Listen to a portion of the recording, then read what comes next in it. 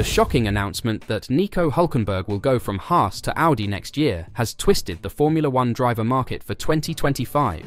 This has consequences for both experienced drivers and a pair wanting to advance from Formula 2, but it also corrects an error for Hulkenberg. Here is how it changes things for silly season. Audi's recruitment of veteran Nico Hulkenberg will have an important impact on the 2025 Formula One silly season, particularly in the back half of the field. But it could also ripple onto the front of the grid, which is slowly getting shape.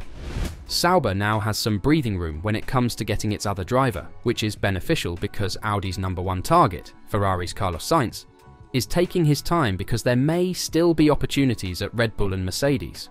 While there is a danger of fielding a weakened lineup if it decides on one of both seats, Audi can be certain that there will be solid fallback choices later in the year, whether it's the Alpine drivers, a new agreement for Valtteri Bottas, or even a move for Williams ace Alex Albon.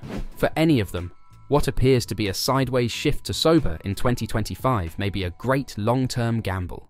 This is, of course, because Sauber is in an odd position. It is a back half of the grid team that has risen as an important player as a result of Audi's coming makeover. The 2025 driver market, the first in which Audi's presence is actively felt, is especially tense because to the ripple effect caused by Lewis Hamilton's departure from Mercedes for Ferrari. Hulkenberg's action seems weirdly out of sync with the ripple effect. He chose to be the master of his own fate, while his fellow drivers on the grid wait for the large teams to make their selections. As the Audi relaunch approaches, this is the opportunity Hulkenberg believed he had been unfairly denied in F1. And it's one he completely deserves. Hulkenberg's switch from Haas to Sauber for 2025 has been planned for some time. Only last September he was publicly coveting this transfer, understanding that Audi had sought a German driver when it originally announced its F1 entrance a year prior. Given Audi's status and motorsport pedigree, this is a remarkable career turnaround for the driver, who in 2021 had been adrift since the previous year and dabbling in IndyCar, a venture he ultimately decided against pursuing. In between replacement drives for the Racing Point Aston Martin team, the Audi transfer gives Hulkenberg the opportunity he believed he had been denied. Hulkenberg's earlier Formula One season with Sauber saw numerous outstanding performances in Ferrari-powered gear, with his drives at Monza, Korea, Suzuka and Austin standing out. In Korea, he successfully kept Fernando Alonso and Hamilton at bay. Then, his rookie pole for Williams in Brazil in 2010 and his front-running drive for Force India at the same circuit 2 years later were vivid memories. In 2013, he was constantly connected with a move to Ferrari, and joining Sauber was viewed as preparation for such a move. But it never arrived, at the Scuderia or elsewhere. The transition to V6 turbo hybrids placed a new premium on driver weight, which Hulkenberg, at 6 feet, felt worked against him, and now he's back at Sauber, soon to become Audi, at which he can once again show his worth. But Hulkenberg's transfer to Audi complicates the driver market scenario. RB's midfield driver position in 2025 is rather isolated inside the larger Red Bull ecosystem. However, Haas has already been impacted by Audi's actions, given it has lost Hulkenberg, and Audi's ambitions may have implications for Alpine and Williams' possibilities as well. Alpine is one of F1's few works teams, but its poor start in 2024 makes it significantly less appealing than it should be. Both drivers might want to get out. Esteban Ocon is on Audi's shortlist and might be a possibility if Sainz declines, while teammate Pierre Gasly may also be available for 2025. Gasly's management has been reaching out to other teams including Williams, but he's giving Alpine an opportunity to make progress and convince him that this is the ideal location to invest his future. Alpine should try to retain at least one of its existing drivers, and Gasly appears to be the most probable candidate. However, it is not certain that it will be able to keep either. Ocon has been the team's strongest driver this season, but his management is seeking for alternatives, as is Gasly's. And, like Gasly, Ocon's options include Williams, which is casting a wide net in its driver discussions given that Logan Sargent is almost certain to be replaced next year, if not sooner. Williams has an option on Albon, on the other side of the garage, but it has not yet been picked up. His future might be dependent on a new long-term contract for 2025, and beyond being signed, as Williams is looking for a long-term commitment from Albon, and may let him go if his future in 2026 and beyond is elsewhere. Right now, Discounting the Red Bull RB scenario, which looks to be separate but may overlap in terms of implications and driver availability, there are 4 drivers whose F1 futures appear to be in jeopardy. They are Sauber's Bottas and Zhou Guanyu, Haas's Kevin Magnussen, and Sargent at Williams. It's unlikely that more than 2 of those 4 drivers will be on the grid next year, and all 4 may leave.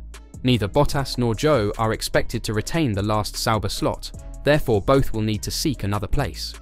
Bottas is certainly the strongest of the under-threat quartet, and he has driven brilliantly this season despite Sauber's pit stop issues and unreliability, which have kept him from scoring. He hopes that teams will realise how well he is performing. However, at 34, he will not be regarded as a long-term potential, and he may have to adjust his salary expectations to get a seat. After all, his current Sauber contract was signed when he was just leaving Mercedes after winning 10 Grand Prix races. However, he still has a good chance of clinging on due to his experience and pace, making him a viable target for Alpine, Williams, and Haas. Zhou appears to be in greater danger since, despite his impressive performance in F1, he is consistently slightly below Bottas in terms of pace.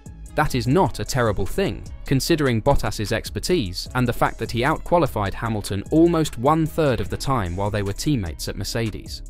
However, it still means Zhou is in risk of falling off the grid. Zhou has had more than his fair share of bad luck, but he makes few mistakes and works well with the squad. He appeals due to the potential of the Chinese market, implying that he has some economic worth. However, it appears that if Zhou wants to continue in F1, he will have to rely on obtaining a seat at either Haas or Alpine, where he was a junior driver, as Williams does not appear to be interested. Sargent's chances of remaining in Formula 1 are slim, and he must convert his bursts of speed into results for Williams to have any chance of changing that. You'd have thought the same thing about Magnussen a few months ago, but he's done well for Haas and, more importantly, pleased team principal Ayao Komatsu with his work ethic, despite being frustrated too many times last year. According to Komatsu, Magnussen's engagement level is night and day, different compared to last year. Magnussen's chances of remaining on as the experienced hand have naturally enhanced with Hulkenberg's departure. However, considering that someone like Bottas is on the market, it's far from a certainty, especially as the other Haas seat is widely assumed to be taken by a rookie. There is one obvious rookie driver who will be on the grid in 2025, most likely at Haas. Ollie Bearman has already made a major impression in Formula 1. Bearman finished 7th in his debut as a stand-in for Ferrari in Saudi Arabia, despite missing the opening day.